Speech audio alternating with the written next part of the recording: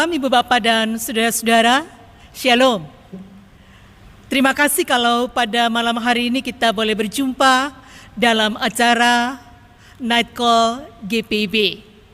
Saya adalah Pendeta Hilda Sihasale Hatalai Besi. Saya sedang bertugas pada saat ini di Jemaat GPIB, Jemaat Philadelphia Bintaro.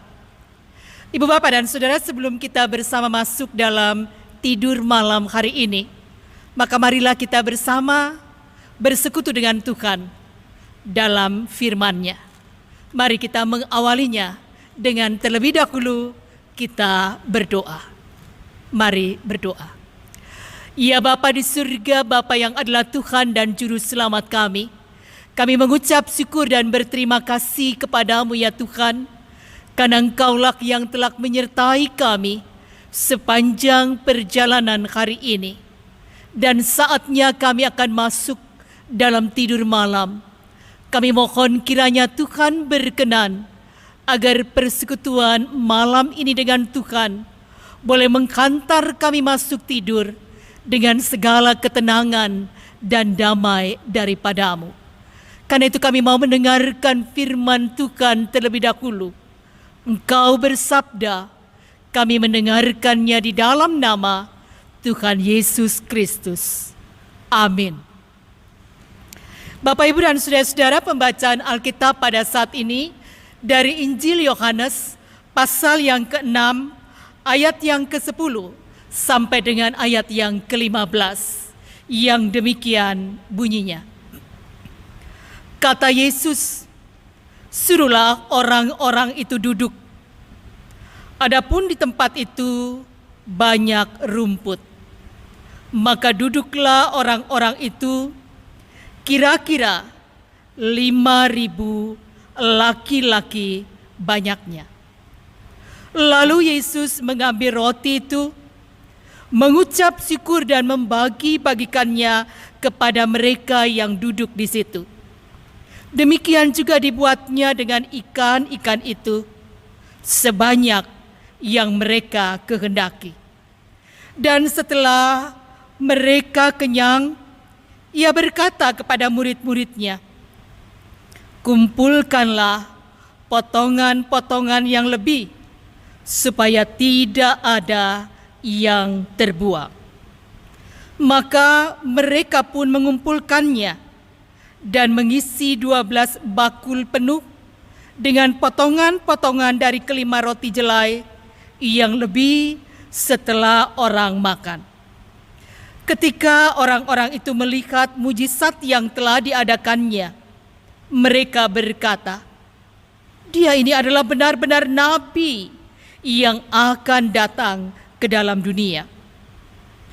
Karena Yesus tahu bahwa mereka hendak datang dan hendak membawa dia dengan paksa untuk menjadikan dia raja, ia menyingkir pula ke gunung seorang diri.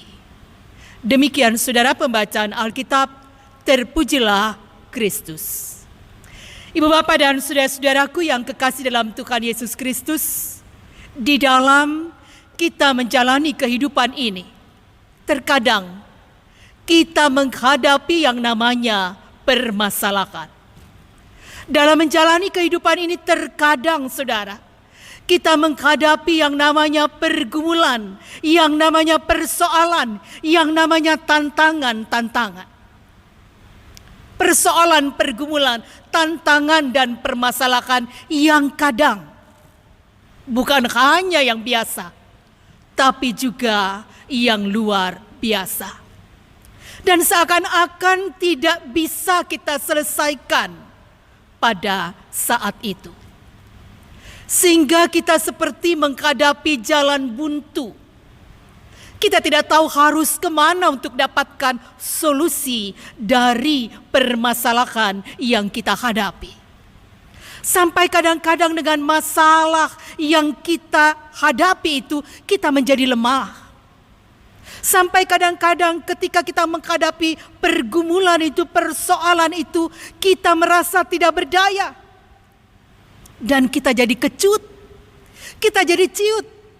Kita tidak bisa lagi berpikir dengan logis. Akhirnya saudara, sering kita pasrah. Kita terima kalah dengan segala permasalahan, dengan segala pergumulan, dengan segala tantangan-tantangan yang kita hadapi. Bapak, Ibu, dan saudara-saudara, pembacaan Alkitab dari Yohanes 6 ayat 10 sampai dengan 15 tadi menggambarkan saudara, bagaimanakah Yesus Kristus dia mau menghindari dirinya dari perjumpaan dengan banyak orang. Dia mau menghindari dirinya dari perjumpaan dengan banyak orang dengan tujuan, saudara. Tujuannya bukan hanya untuk mau beristirahat karena lelah. Tujuannya bukan saja untuk mau beristirahat karena padatnya kegiatan-kegiatan yang dilakukannya, tetapi juga karena dia sedang diperhadapkan dengan berita duka cita atas kematian Yohanes Pembaptis. Dan oleh sebab itulah dia ingin untuk menenangkan dirinya.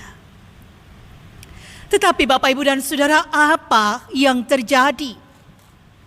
Kalau tadi kita membaca Alkitab, maka di sana terlihat ada kesan bahwa orang-orang banyak itu sulit sekali memahami keberadaan Yesus pada saat itu. Kalau tadi kita bersama memperhatikan pembacaan Alkitab tadi, maka kita melihat saudara, orang-orang banyak ini mereka sulit sekali memahami situasi dan kondisi Yesus. Bahkan seakan-akan saudara, orang-orang banyak ini mereka tidak mau tahu dengan keberadaan Yesus. Yang ada pada mereka dan yang mereka mau adalah mereka bisa berjumpa dengan Yesus. Yang ada pada mereka yang mereka mau adalah mereka mau ikut Yesus kemana saja dan di mana saja Yesus berada. Pertanyaannya kepada kita sekalian, saudara, mengapa orang-orang ini demikian? Mengapa orang-orang banyak pada saat itu demikian, saudara? Jelas, karena mereka berpikir dengan mereka berjumpa Yesus maka mereka bisa mendapatkan apa yang mereka butuhkan. Kenapa mereka mau cari Yesus? Kenapa mereka mau menjumpai Yesus? Kenapa mereka mau saja menjumpai Yesus di mana Yesus berada? Saudara, alasannya adalah karena mereka mengejar untuk mendapatkan yang namanya kesembuhan dari Yesus. Karena mereka sangat menginginkan mujizat-mujizat terjadi juga di dalam kehidupan mereka. Ibu, bapak, dan saudara yang kekasih dalam Tuhan Yesus Kristus, lalu bagaimanakah Yesus dia menyikapi orang-orang ini? Ibu, bapak, dan saudara, walaupun Yesus dia ada dalam keadaan yang lelah, walaupun Yesus dia ada dalam keadaan yang berduka, tapi kenyataannya dia tetap berkenan untuk dijumpai oleh orang-orang itu. Walaupun lelah, walaupun duka cita, tapi Yesus tetap berkenan untuk melayani orang-orang yang datang kepadanya. Kita melihat di sana, saudara, segala yang Yesus rasakan, kelelahannya, kedukaannya pada saat itu dia kesampingkan. Dan dia mau untuk melayani orang-orang yang datang pada saat itu. Bahkan yang lebih menariknya lagi, saudara, dia mau memberikan makan dari 5 roti dan 2 ikan untuk sebanyak 5.000 orang pada saat itu. Hal ini terjadi bukan tanpa masalah. Kenapa bukan tanpa masalah, saudara? Karena bagi manusia 12 murid, saudara. Karena bagi manusia kita ini dan bagi 12 murid Yesus, saudara, hal ini tidak mungkin bisa terpenuhi.